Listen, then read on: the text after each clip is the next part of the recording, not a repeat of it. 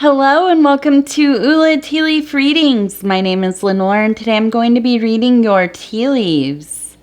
This is a horoscope for Cancer. If Cancer is your solar, lunar, ascendant/rising sign, this is a message for you. Okay, let's get started.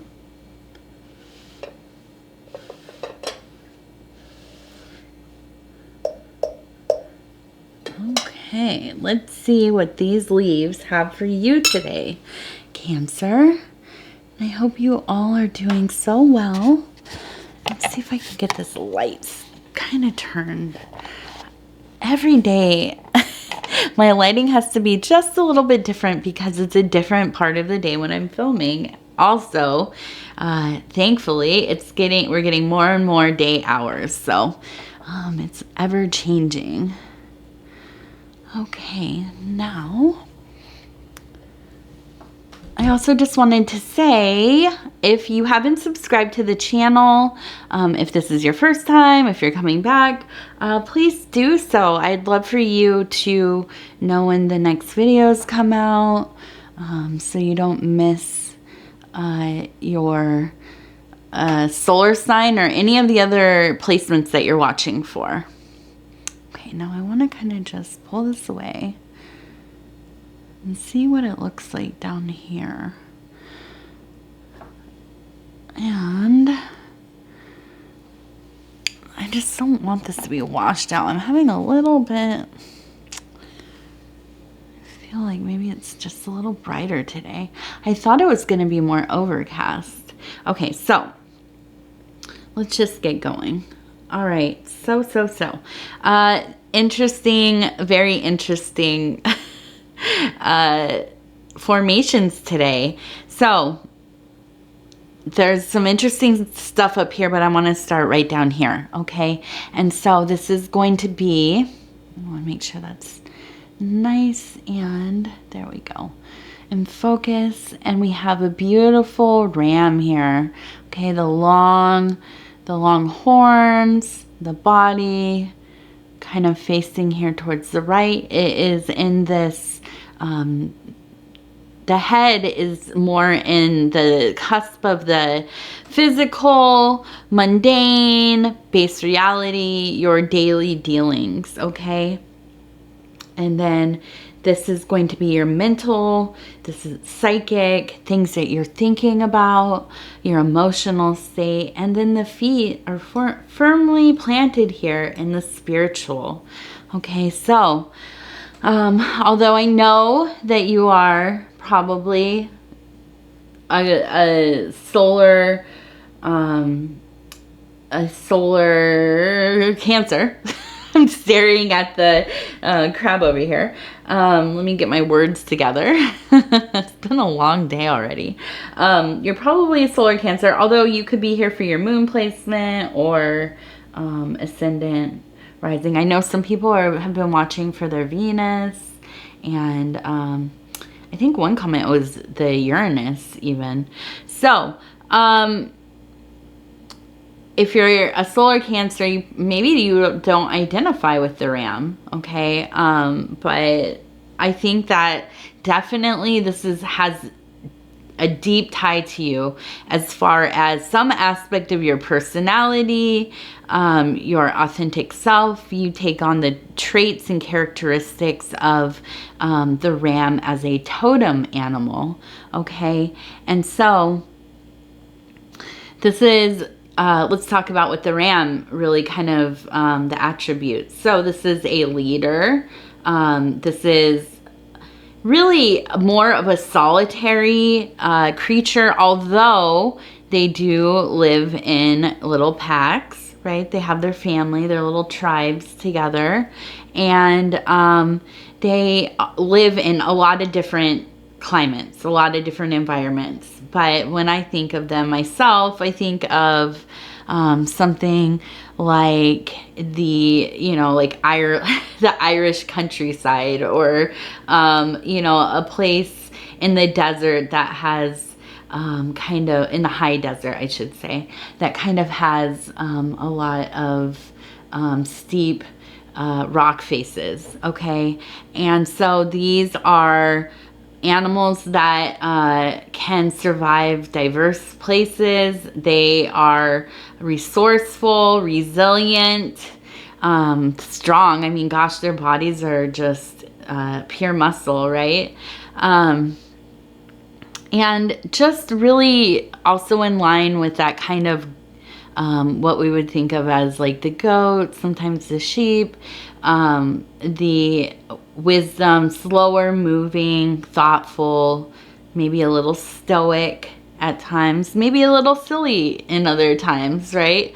But very intentional about your movements, okay? And I think that's probably so very true of you, Cancer. And that coincides with all of the Cancer placements, really, especially in the major 3, that you are going to be a person that is a little more turned inward, a little more thoughtful about how you speak to other people, how do you speak to yourself, how you decide to react to things, and your movements within your life. Okay, so that all makes sense to me.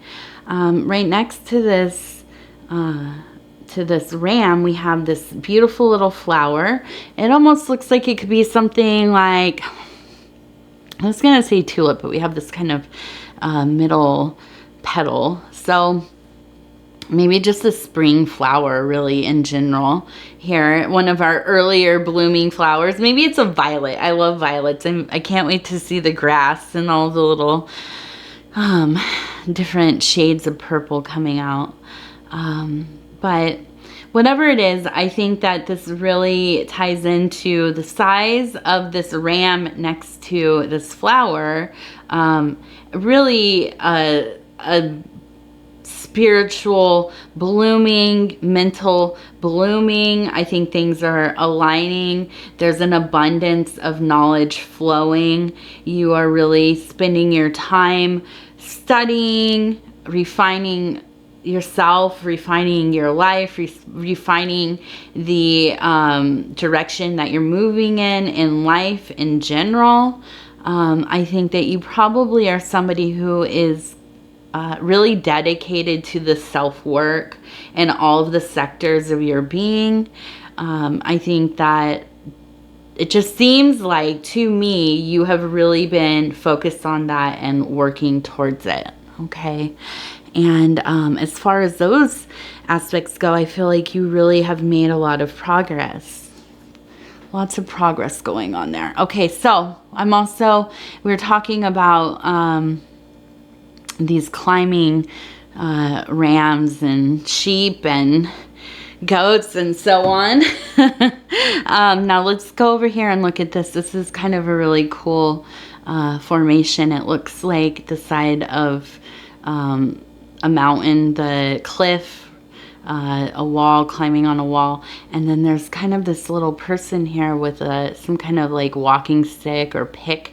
Maybe they're picking into the side of the into the wall and climbing up it. And so this is very akin to the holy person on the mountain, the hermit, this kind of ascetic lifestyle, away from, the jumble of society, the loudness, the, just the chaos of socializing, work life. Maybe, you have thought of leaving the city for a more solitary, rural, slower pace of life.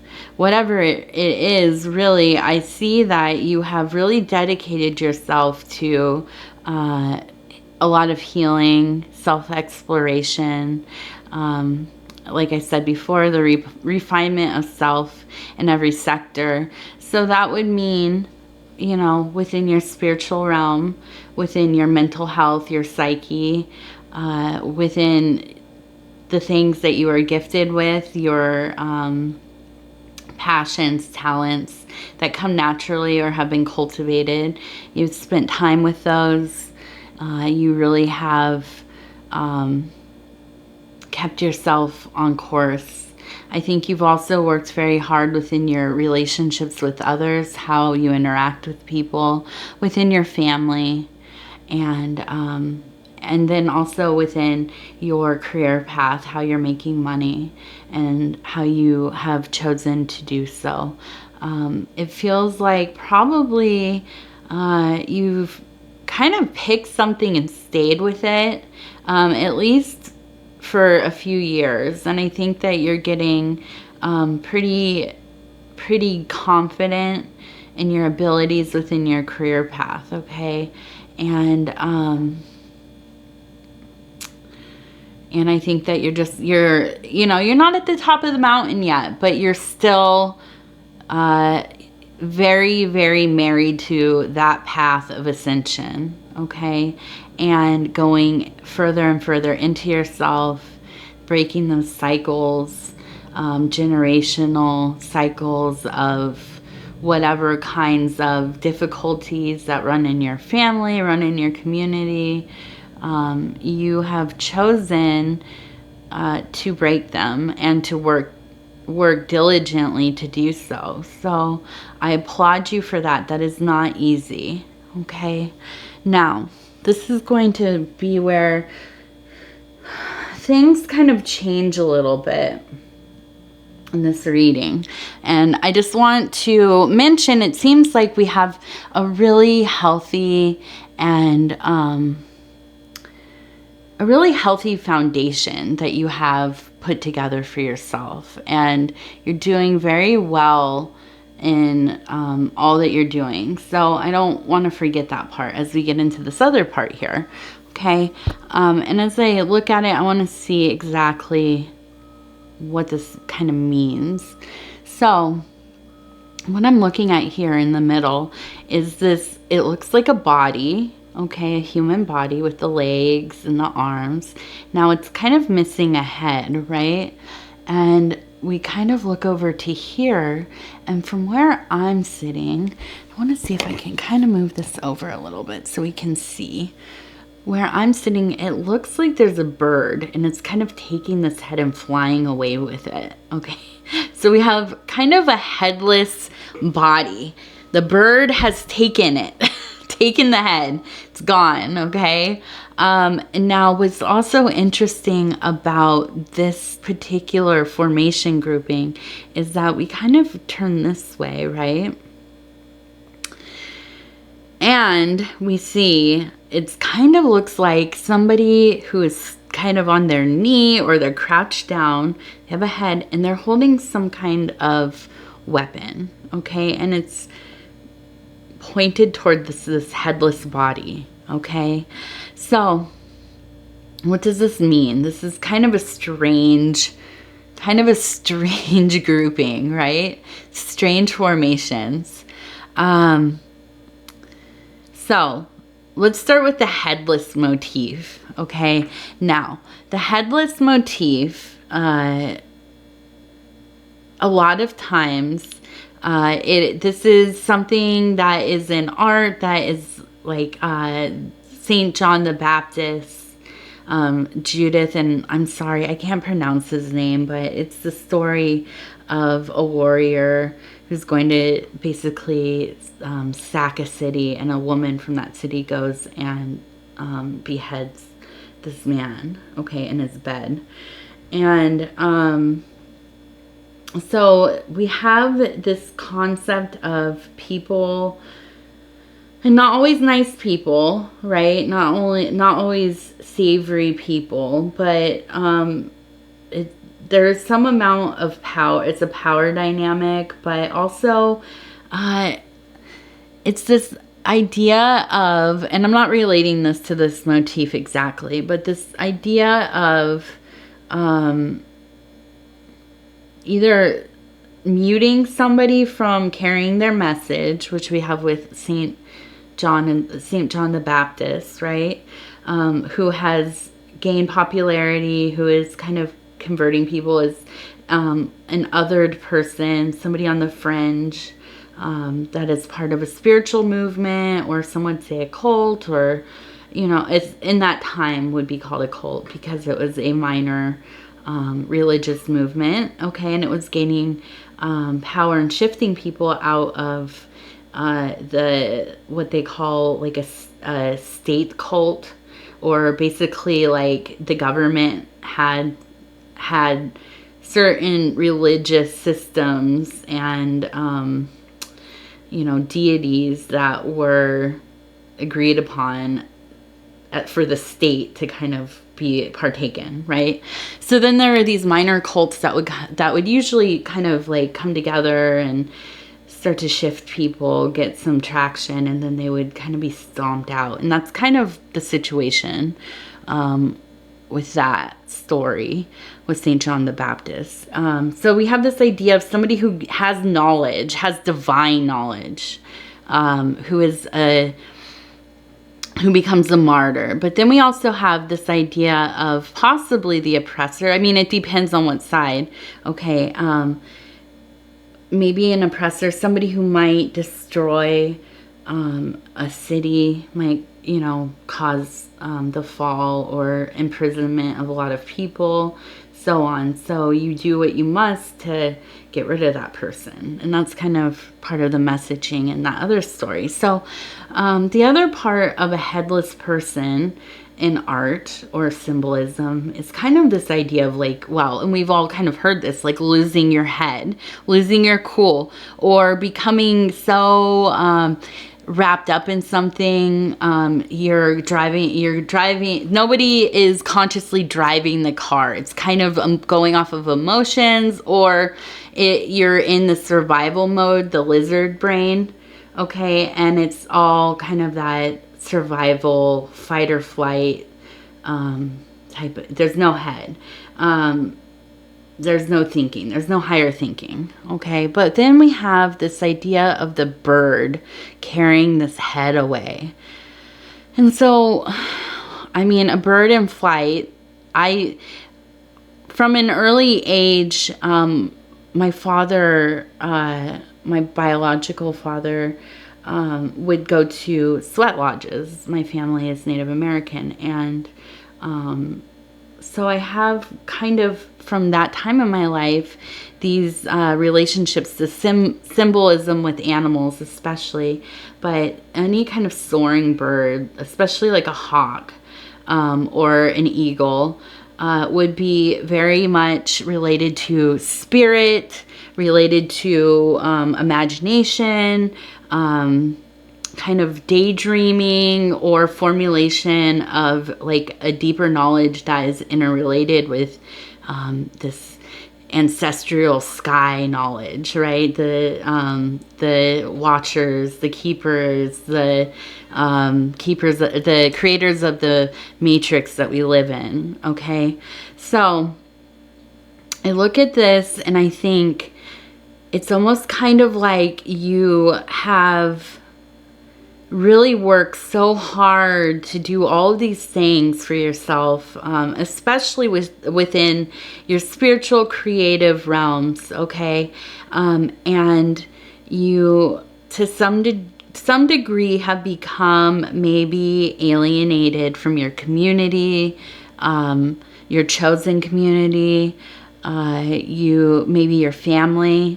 Sometimes there might be even an extent of loneliness going on, okay? And I think that definitely you can get into these places where you get so far into the borderlands of imagination, spirit, creativity, that you are far off from base reality, right? And you kind of are dwelling in a place that's very almost surreal.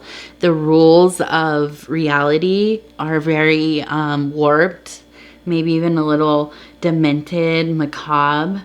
I think that also the emotions can really run very high, and low, right?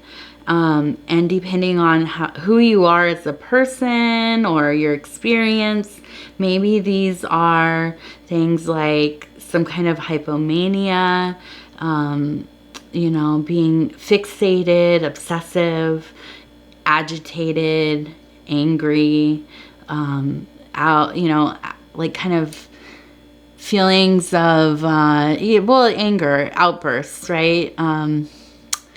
What's the word? Like having tantrums to some degree, or also paranoia, I think, and more of the melancholy and depression. Okay, so I'm not saying that you have all of these things or even any of them, but these are kind of the feelings I get, especially when dealing with water, like heavy water sign placed people. If you have a lot of water, there's like this very dreamy, sometimes almost like demented quality when you get further and further away from the earth, like the earthy elements, and you're kind of living in this other place a lot, right? So I think that sometimes it's just you are starting to get so carried away with that, okay? And I look at this other sign over here with this person kind of pointing this weapon at this body without the head and the birds carrying it off. I feel like when you're so far into this, there's this feeling of being targeted. I think that it could even be to the point where you don't trust people in your life at all. You don't trust their intentions. Now, I don't know if that is something that is real or not. I don't know if there's reason for that, or if this is something that happens when you start to become kind of detached from the base realities, okay? Like I said, some of that paranoia, maybe some things get construed differently to you than other people perceive them differently, right? And so this kind of real fear, anger, paranoia can kind of swell up. And I feel like, I don't know, because of this placement, it doesn't seem like this is really in the real world, that this is more of like a mental, emotional, psychic thing going on for you. Okay, so I feel like there's a sense of being, I don't know, like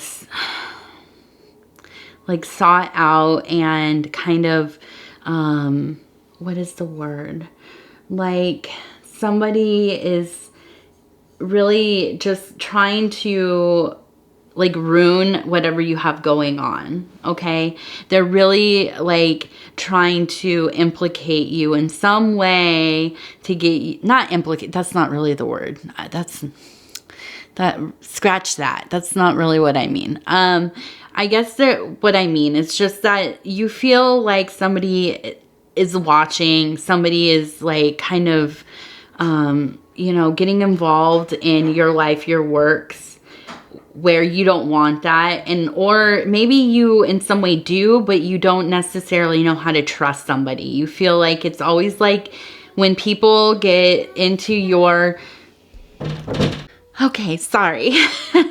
If you notice, there's a little cut in my video here. Everything got so noisy all at once. Oh, and here comes the cat.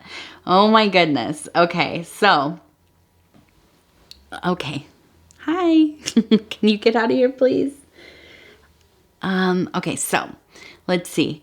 We are, okay, so I'm, like I said, it's not, I said implicate, and I don't mean that. That's not what I mean. I think it's more like you get so wound up when somebody kind of enters your life, or they get too close to like your personal dealings, your the things that you're passionate about, your interior life. You know, if they're trying to ask questions, or I don't know, just even come around too much, or I think that you're always very suspicious of people's, you know, what is their motivation, right? So I feel like you possibly are kind of in this like state of, you're so hyper focused on whatever you're working on. You're really in yourself. You're really in those kind of like like those interior landscapes. You're having probably a lot of, I don't know, maybe you're in the middle of doing some rituals, operations, you know, in the middle of a creative project, you know, whatever it is, heavily being spoken to by the universe, a lot of synchronicities, whatever it is. Like, I feel like you're very not disconnected, but you're not super close to the more mundane part of your life right now. But listen, I still think that you are doing all this work. You're, like I said, you're firmly working, you're firmly planted in the spirit world. You are working all these other places, okay, for your own work, for your own self-fortification, for, you know, the cultivation of self, for finding the flow of that creativity of spirit and so on. I think all that's happening, but I also think that you are starting to get to the point where you're so wrapped up in it that you're becoming a little bit, my cat's about to jump up here, I think, a little bit kind of disconnected from reality to some degree, okay?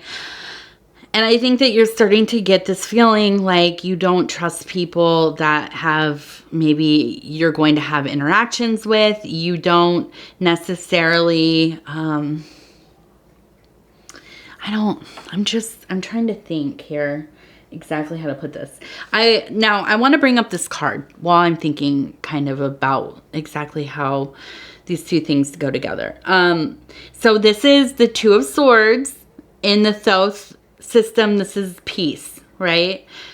This is kind of that real quest for more clarity, more understanding, more facts, knowledge, so that you can make a more informed decision, so that you can find balance in your understanding, so that it really is the beginning stages of this real desire for wisdom. Okay, so to begin any kind of wisdom, you have to have that knowledge. Then you have to kind of process that knowledge through, you know, research, study, and living, and just practical experience and so on. Then it's kind of like the alchemical process of transmuting it into the wisdom, okay? So this is really the beginning stages of that.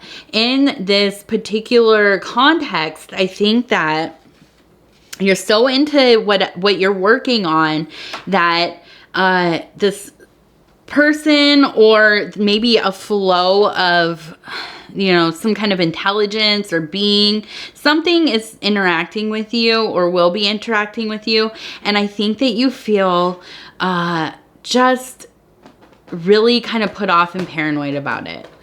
I hate to use the word paranoid because it has such a negative a connotation, but I think that it's important to mention that we have these instincts so that we'll survive. Okay, these are things, and these are intuitions that we have about our environment, about other people, about, you know, concepts, whatever. Things to give us pause so that we can really sort out, is this going to be safe for us? Are we going to be able to integrate this into our lives? Is this going to destroy my life? Or, you know, ultimately, is this safe for me? Like, is this going to harm me and my mind, body, soul, right? So I think that when I say paranoid, I don't mean this to be dismissive or to cast any kind of stigma on this idea of paranoia, because although, you know, there can be extremes, I also think it's something that's really worth listening to yourself when you feel this way, okay? And, you know, I'll just say, I am a very, and I've said this in some of my other readings, like, I am I'm a very vigilant person. I watch all things that are going on as much as I can in my life. And I'm so skeptical of people like coming into my life, especially in my personal life. That's why, you know, like just interacting with people online and stuff, you know, helping moderate my husband's comments even, or my comments, or whatever, you know, I like to connect with people, but like you have to be careful, you know, with whoever you commune with, right? So I understand this kind of almost, you know, vigilant, paranoid feeling. And I think that, you know, sometimes we rightfully are and need to be, okay, in that place. There's nothing wrong with that. Okay, now I want to look at this again. So I'm seeing this bird, right? Now, if we shift it this way, I also kind of see a goat, okay? And usually, oh, I just poked it. I poked it in the face. Now, usually when I see a goat, it's more like this ram. I don't always connect the goat and Capricorn, or, you know, to like this, or to the devil card or archetype. In this point, I think I am. I think that's exactly. There is this element of, and this is, remember now, this is the bird taking the head off of this body, okay? And this is, I'm looking at this as kind of the state of consciousness right now for you who I'm reading for. So then we have this devil archetype, okay? And this is kind of tricky too, because I don't think this is about good or evil. Let's get rid of that like dualistic kind of paradigm for this, at least. And we're going to talk about this in the way that this is almost like a trickster spirit kind of feeling. This is kind of, again, that warped, that kind of warped reality. I think that it's very enticing to go further and further into that, especially when you feel like you're starting to get some kind of observable, you know, evidence through the work that you're doing, especially like in ritual or ceremonial magic or whatever, something like that. You know, you can start to get really kind of spiraled out, unhinged a bit. But when you start to experience things that feel like they're verifying what you are working towards, or, you know, there's some evidence of this being like, I don't want to say real, but it feels like it's real, or that like, oh, this really shows me that what I'm doing, I'm on the right path. Okay. Sometimes I can really bring you out further and further. And I apologize. My cats are just, the chair that I'm using, they love that. It's like a virgin chair that they've not tore up yet. So, anyways, they're going at it, and I'm sorry. They're really clawing it up. And I want to look above. So anyways, I'm going to say, I just want to finish with that one thought. Okay. So I think really, the thinking is here, go ahead, with that state of vigilance about the people that you're allowing into your space, or the intelligences.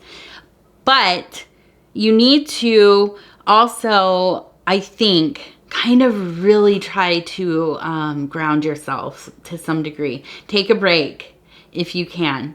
Get some extra sleep, okay? Go to water if that is available to you, okay? Or take some baths. Do a series of baths for a few days. Really do some like meditation, grounding, coming back to just taking care of your body, of your daily tasks.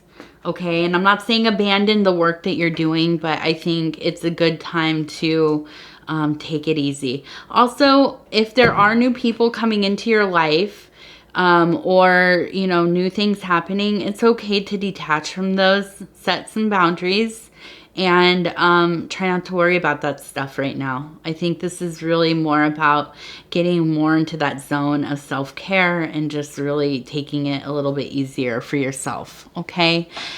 I want to see this beautiful goddess figure right here. And I really think that this also, we have this kind of trickstery spirit right here looking towards this beautiful goddess. And she really is in that figure of the rounded body with the two arms up in the head. And, you know, this is really that divine mother, that beautiful, just, you know, caretaking, looking over, guidance, unconditional love, and just really like, and she's in the earth element here, moving up to more of that, closer to the air, and really just fully embracing you, Cancer, I think, and really taking care of you, kind of watching you as you work some of these kinks out on your way right here, okay? The other thing I see, interestingly enough, is this kind of person. It looks like a little person, maybe running, but either whatever they're doing, maybe standing a little to the side, but they have a flag. And I really think that I keep getting this thought of, and this is related to this Two of Swords. This is leading up to the Four of Swords, right? Which is the Two of Swords doubled. And the Four of Swords would be truce. So this is really the beginning of finding a place to just kind of dead whatever kind of disharmony, whatever kind of ill will or feelings or angers or old, you know, hurts, kind of just deading that stuff, letting it go, coming to a truce. Nobody's going to win, you know. And so I think submitting yourself to that on some level will really be helpful. Just kind of letting go of whatever you're carrying that is kind of compounding this need to, you know, just let go of your reality and just hide away from it, okay? And I know I've been talking about this one for a while. It's really getting long here with these formations, but I really think these are so important to me. And I wanted to also look, because this is getting so dry. It's not even how it was before. So we're going to let that one go. And I was looking at this. Immediately I saw that we had the 5 or the cross here. So I really think that, you know, this 5 energy is going to be important for you. This, you know, just kind of crossing out. And it's so easy to say, but just letting go and crossing out whatever that thing is that's troubling you. Just, I don't think that it is as important as it seems in these moments of kind of low-key delirium, okay? I think that it's easy for you to really build things up in your head more than they are, okay? And a lot of us are like that. I identify as a person that overthinks and spirals, and kind of really just, you know, gets a little too, like, I don't know. You build things up, right? When there are unknown factors, we really do build things up. So I think that that's kind of where we're at.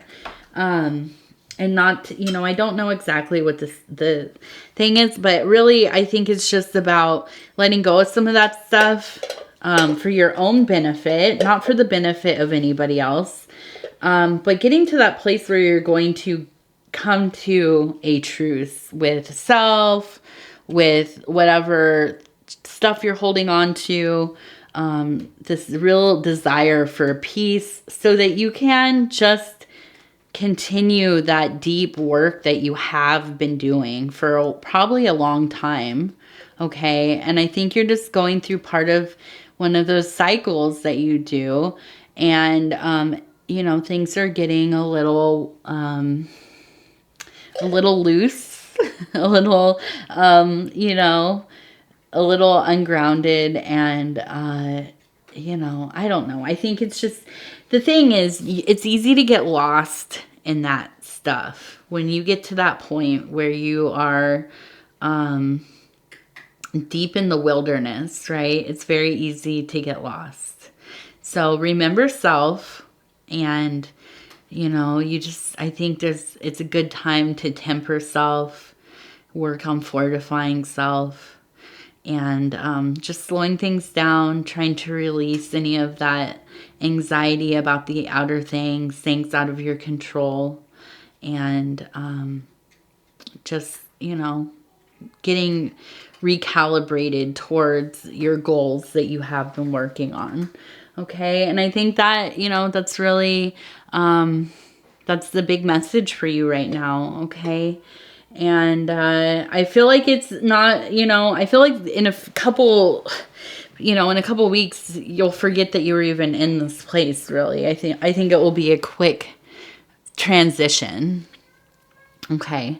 All right. So, I just wanted to say thank you so much for spending this time with me. I'm always so honored to bring you these messages. If you enjoyed this, if it resonated, maybe it didn't resonate, but you still liked listening to it, please go and like the video. It helps me get into the algorithm, and I would appreciate you so much. The other thing is, if you would, and I'm trying to remember my little spiel here. If you would go ahead and subscribe to the channel, I would appreciate that as well. You can hit the little bell thing, and that will notify you when the new videos come out. And then also leave a comment. You know, although I did mention in the reading that I am hyper aware of people coming into my personal life, I do really love hearing about you all. I love sharing with you. I sometimes am an oversharer, but you know, I just really do like connecting with people on here. And so I really am so honored every time I get a new message or a new comment or message or email or whatever. It really is very touching to me and very appreciative. Okay, so thank you. We'll be back in 12 days with another Cancer. In the meantime, check out your other placements. And you can go back and look at the other Cancer videos as well. Okay, thank you. Take care of yourselves. And we'll see you soon.